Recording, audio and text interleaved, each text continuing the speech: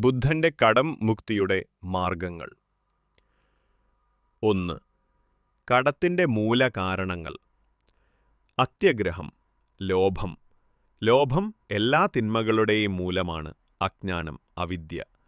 ആവശ്യത്തിന് മതി എന്ന തിരിച്ചറിവില്ലായ്മ, അനാവശ്യ ചെലവുകൾ. ബുദ്ധിപൂർവം ചെലവഴിക്കാൻ പഠിക്കുക. ട്രൂ. കടം കുറയ്ക്കാനുള്ള പ്രായോഗിക ഉപദേശങ്ങൾ. ധർമ്മസൂത്രങ്ങൾ. സാമ്പത്തിക ശാസ്ത്രം. ചെലവ് വരുമാനത്തേക്കാൾ കുറവായിരിക്കണം. സംയമം. ആവശ്യമില്ലാത്ത വസ്തുക്കൾ വാങ്ങുന്നത് ത്യജിക്കുക. കർമ്മബോധം. നിങ്ങളുടെ പ്രവൃത്തിയുടെ ഫലം നിങ്ങൾ അനുഭവിക്കും. ബുദ്ധൻ പറഞ്ഞതുപോലെ. 3. മാനസിക മുക്തി. കടത്തിന്റെ മാനസിക ഭാരം. ചിന്തകളിൽ നിന്ന് മുക്തി. കടത്തെക്കുറിച്ചുള്ള വിഷാദം ത്യജിക്കുക. വർത്തമാനത്തിൽ ജീവിക്കുക. ഭൂതകാലത്തെക്കുറിച്ചുള്ള ചിന്ത ത്യജിക്കുക. പ്രവർത്തനം കേന്ദ്രീകരിക്കുക. എന്തു ചെയ്യാം എന്ന് ചിന്തിക്കുക. 4. ധർമ്മമനുസരിച്ചുള്ള വരുമാനമാർഗങ്ങൾ. ബുദ്ധന്റെ 5 തത്വങ്ങൾ. 1. ശ്രമം. ഉത്സാഹത്തോടെ പ്രവർത്തിക്കുക.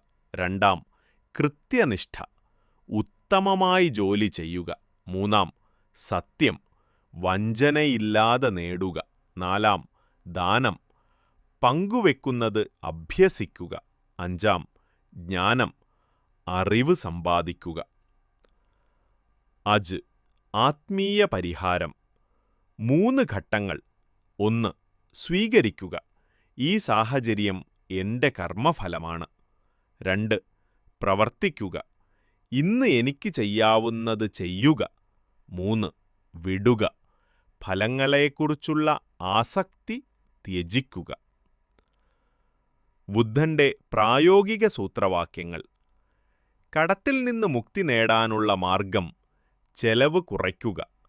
വരുമാനം വർദ്ധിപ്പിക്കുക. കടം വീട്ടുന്നതിന് ഒരു യോജനപ്രകാരം പ്രവർത്തിക്കുക. മനസ്സിന് ശാന്തി നൽകുക. ബുദ്ധന്റെ അന്തിമ സത്യം. കടം ഒരു ഭൗതിക പ്രശ്നം മാത്രമല്ല, മാനസിക ബന്ധനവുമാണ്.